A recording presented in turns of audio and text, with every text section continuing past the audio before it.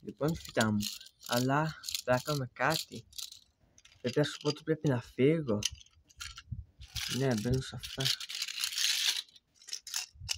Πάμε, φλουλί.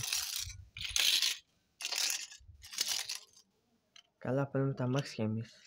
Θα δώσω σε κάποια άλλη. Αυτό εδώ πέρα θα είναι μια φίλη της μοζολέτας. Λοιπόν, ο Σιάμαν έφυγε όπως είδα. Ναι, γιατί έφυγε? Μάλλον γύρισε στο χωριό του. Ναι. Χωλάμε.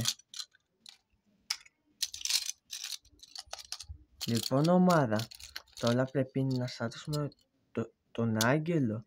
Μα πώς το κάνουμε? Αφού ξέρετε.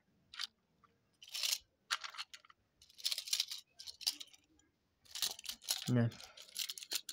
Τώρα πρέπει να κάνουμε κάτι.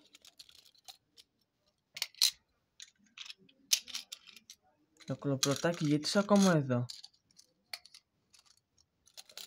Είναι το κάστρο μας.